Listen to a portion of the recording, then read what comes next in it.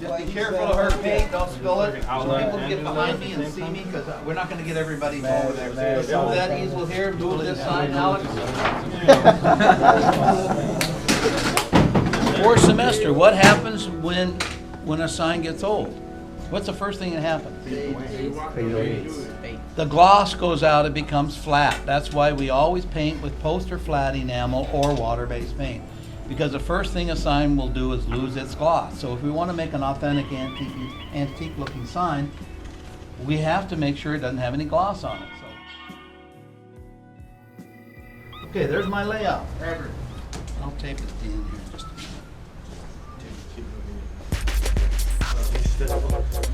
So you want your paint really close here. I said bring the cans, but they didn't. Is it perfect?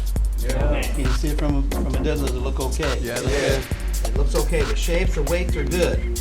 But notice here I didn't bother to clean that up. Why?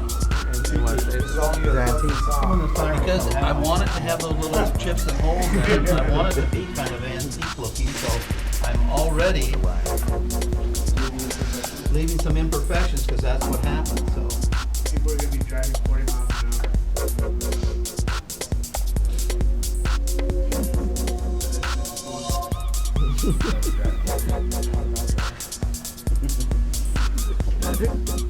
So a journeyman can do a little sign like this. A customer come in and say, I tell my customer, go have a cup of coffee and come right back. If I've got an aluminum blank ready to go. So how long did that take me? About 15 minutes? Yeah. Perfect. Not that I'm capable of doing it perfect. Can you see from a distance the letter forms are still pretty good. They follow the rules. There's a couple things going on. The E and the L, or this E might be a little too wide, but I wanted to show you the importance of lettering with stick lettering. Did I double line and draw all the letters out? Why not? It takes too long, and the customer's never going to see it. They just need a quick sorry, we're closed sign.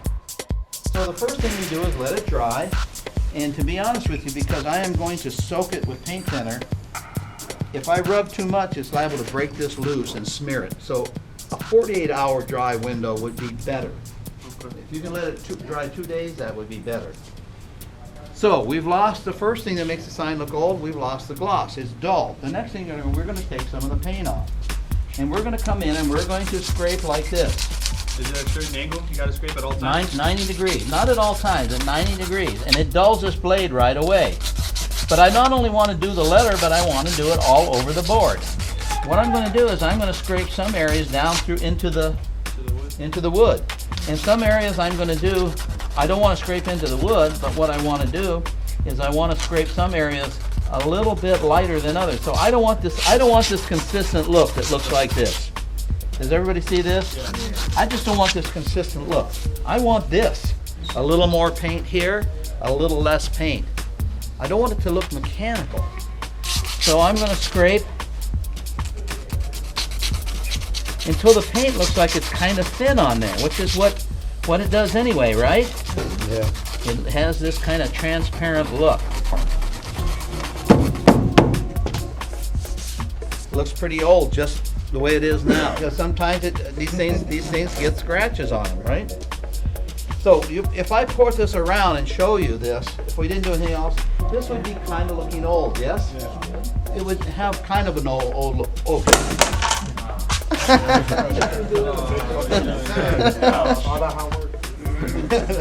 Got to be careful. I'll just. Oh, I dropped it again. Damn it!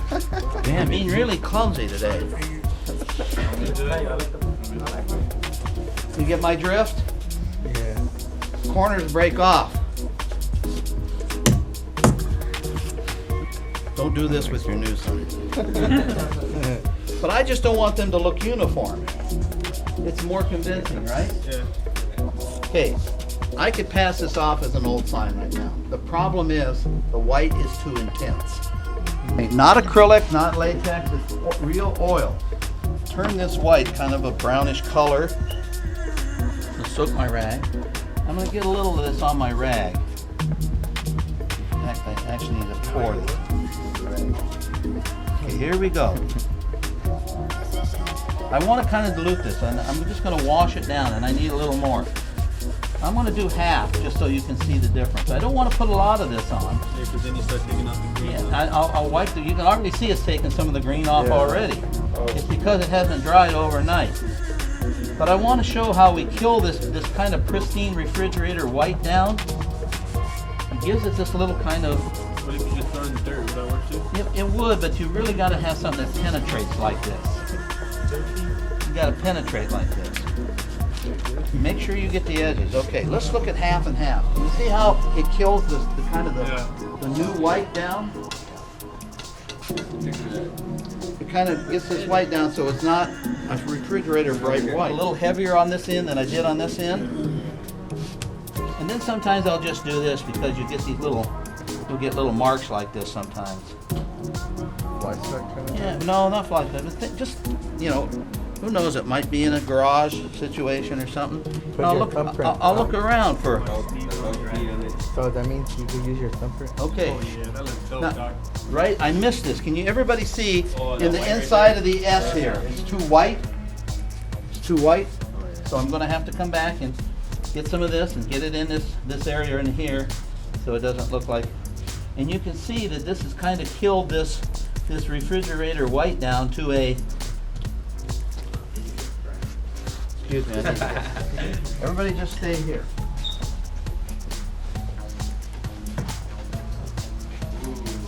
Very nice. Now the problem, right now the problem is the gloss. The oil still has a gloss to it. Once the thinner evaporates, the mineral spirits evaporate, it'll go dead flat.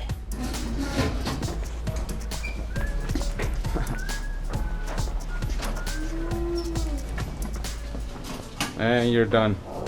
I have no paint on my hands. My hands are clean. I'm innocent. Well, up to a certain point.